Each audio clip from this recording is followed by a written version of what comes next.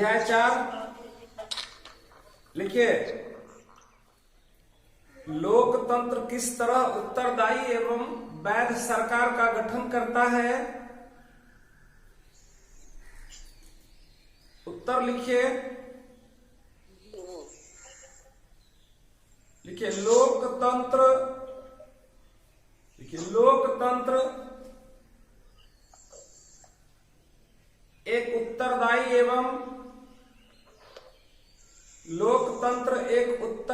एवं वैध सरकार का गठन करता है,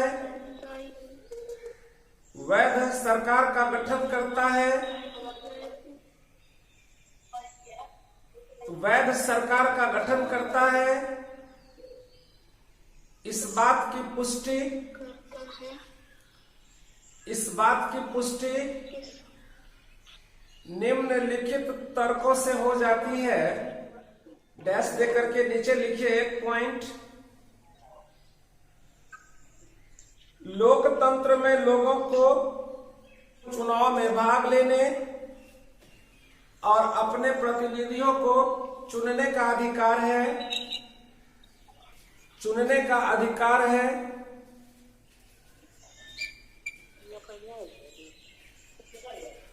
नंबर 2, चुनी गई सरकार लोगों की आकांक्षाओं को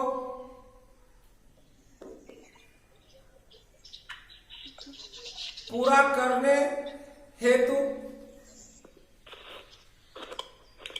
करने हेतु जवाबदेह होते हैं। नंबर 3,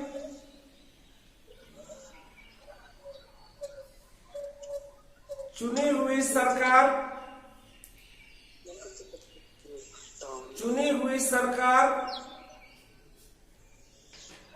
लोगों की आकांक्षाओं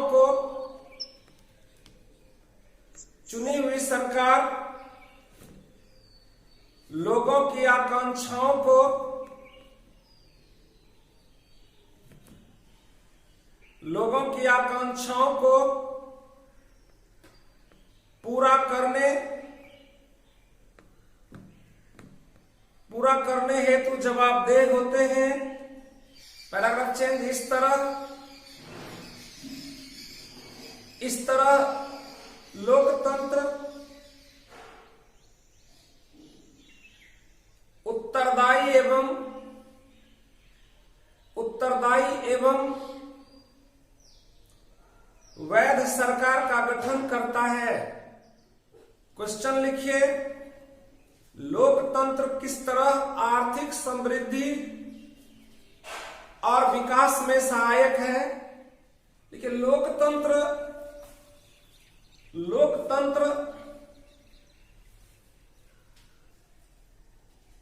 की तुलना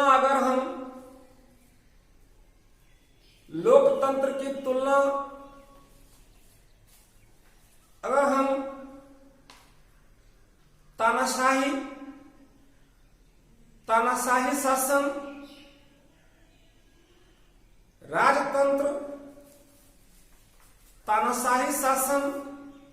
राजतंत्र या सैनिक शासन से करें तो हमें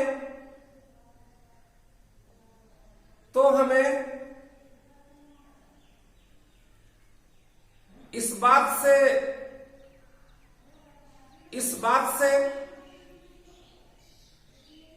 काफी प्रसन्नता होगी कि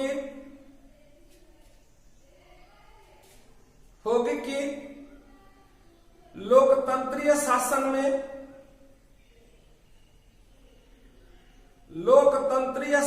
में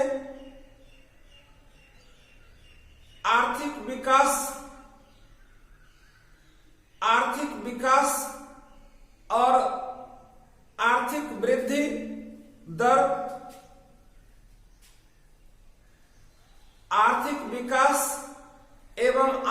वृद्धि दर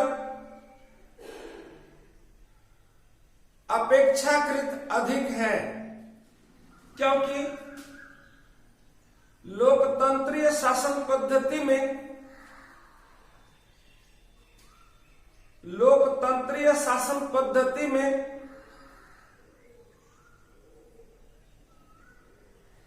जन कल्याण को साथ लेते हुए आर्थिक विकास किया जाता है।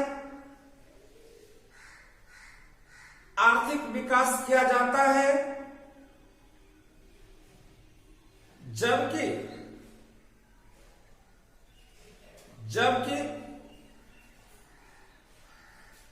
गैर लोकतांत्रिक शासन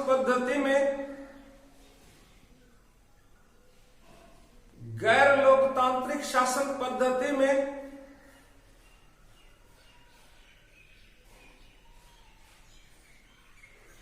जन भावना की उपेक्षा गैर लोकतांत्रिक शासन पद्धति में जन भावना की उपेक्षा की जाती है। गैर लोकतांत्रिक शासन वाले देशों में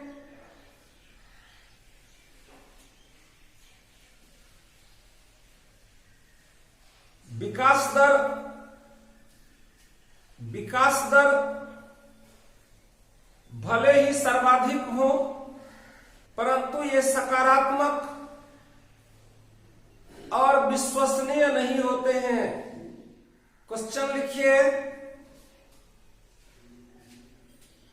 लोकतंत्र किन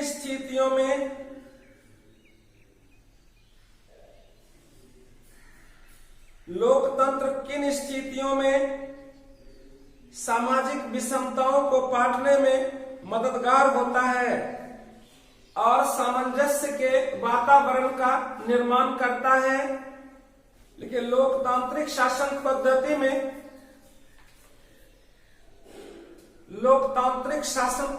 में अनेक सामाजिक विषमताओं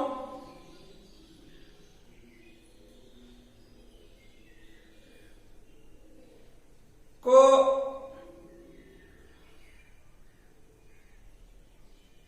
आपसी समझदारी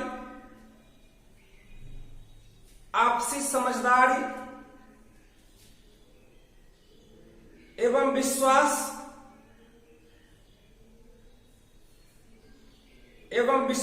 के आधार पर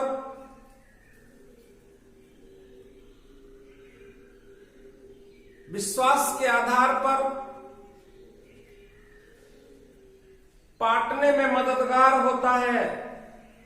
लोकतंत्र विभिन्न जातियों एवं धर्मों के विभाजक के कारकों को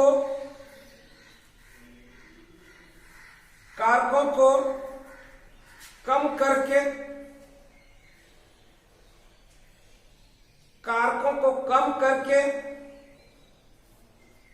भ्रांतियों एवं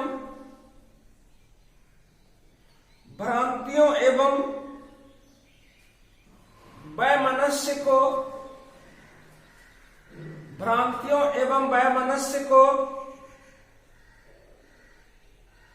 कम करने में सहायक होता है। यह विभिन्न जातियों, धर्मों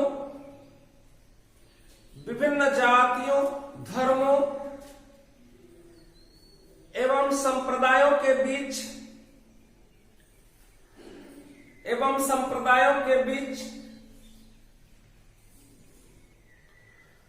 टकराव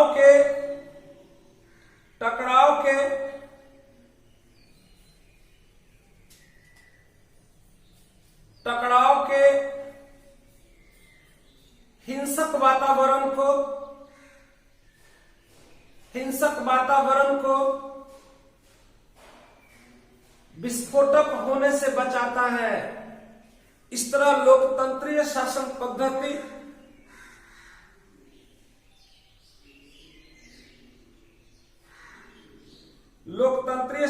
पद्धति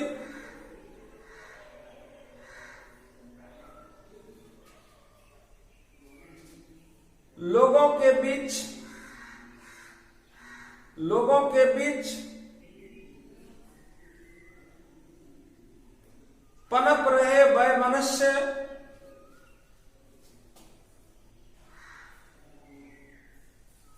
पनप रहे वैमनस्य और टकराव को, वैमनस्य एवं टकराव को समाप्त करके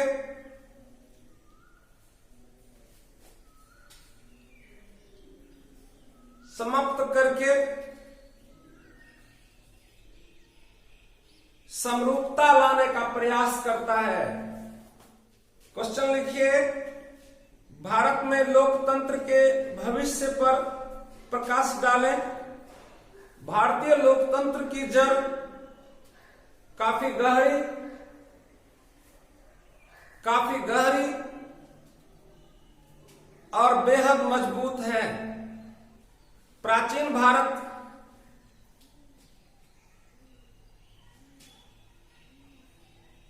के भी कुछ शासकों ने लोकतांत्रिक पद्धति को अपनाया था।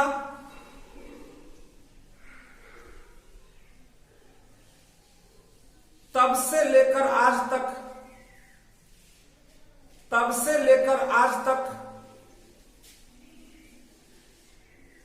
लोकतंत्र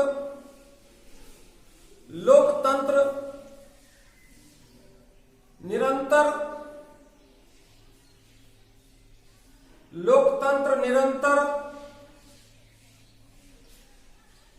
मजबूती के साथ आगे बढ़ रहा है। 1980 के दशक में ऐसी स्थिति उत्पन्न हुई जिसमें लगा कि लोकतंत्र समाप्त हो जाएगा, परंतु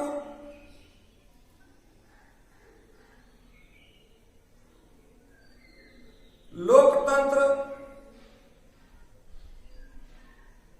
थोड़ा डगमगाया,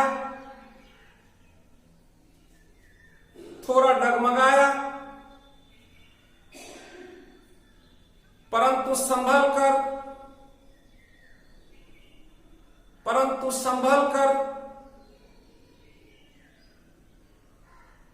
जब खड़ा हुआ तो लगातार प्रगति के पथ पर आरूढ़ है। अतः हम कह सकते हैं कि भारत में लोकतंत्र का भविष्य काफी उज्जवल है। देखिए, भारत में लोकतंत्र कैसे सफल हो सकता है। देखिए, भारत में लोकतंत्र की सफलता के प्रमुख कारक निम्नलिखित हैं। नंबर 1, नागरिक शिक्षित हो, क्योंकि शिक्षा ही उनके भीतर जागरूकता पैदा कर सकती है। नंबर 2,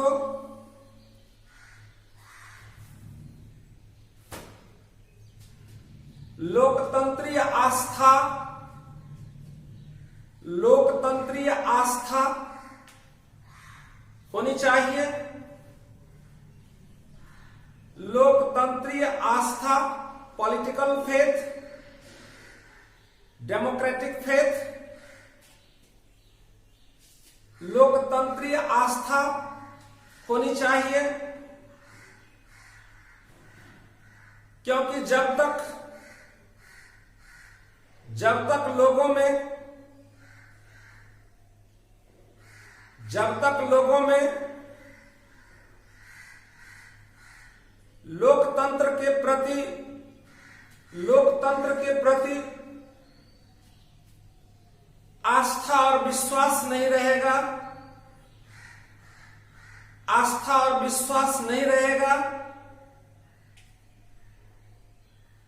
तब तक यह प्रगति नहीं कर सकता है, तब तक यह प्रगति नहीं कर सकता है। तीसरा लिखिएगा,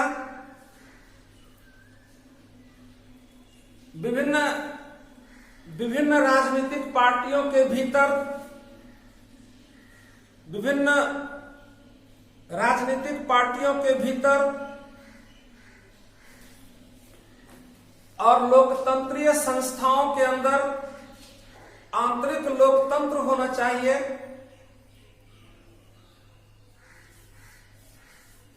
देखिए, आंतरिक लोकतंत्र कहने का मतलब है किसी भी राजनीतिक पार्टी में ऐसे 2-4 पद होते हैं जहां पर पार्टी की पूरी शक्ति सीमित होकर रह जाती है। जैसे अभी आप बात करिए कांग्रेस की, तो लोग कहते हैं कि यह पार्टी, कांग्रेस पार्टी जो है सोनिया गांधी और राहुल गांधी के अंदर सिमट कर रह गई है, इसीलिए आज तक अध्यक्ष पद का चुनाव नहीं हो पा रहा है। इसी तरह कुछ ऐसी राजनीतिक पार्टियां हैं, जैसे बिहार में हम कह सकते हैं आरजेडी के बारे में, यहाँ पर भी जो है एक ही धुरी के इर्द गिर्द यह दल घूम रहा है। उसी तरह एलजेपी की बात करें तो एक ही घर के अंदर यह सत्ता चल रहा है। हम बात करें, हाँ, एक जैसे भारतीय जनता पार्टी में इसमें परिवारवाद ज्यादा नहीं देखा जा रहा है, तो फिर भी आंतरिक लोकतंत्र का मतलब होता है लोगों को बोलने की आजादी होनी चाहिए, लोगों को अपनी पार्टी के बारे में भी कुछ बोलने का अधिकार होना चाहिए कि यह पार्टी कहाँ अच्छा चल रहा है, कहाँ खराब चल रहा है। अगर कोई व्यक्ति पार्टी के बारे में कुछ बोले और उसे तुरंत पार्टी से निकाल दिया जाए तो यह पार्टी के अंदर का लोकतंत्र नहीं हुआ। तो हम लोगों का यह शायद अंतिम क्वेश्चन था इस अध्याय का, क्योंकि इसमें ऑब्जेक्टिव नहीं बन रहा है। तो आज हम चौथा अध्याय भी समाप्त कर लिए।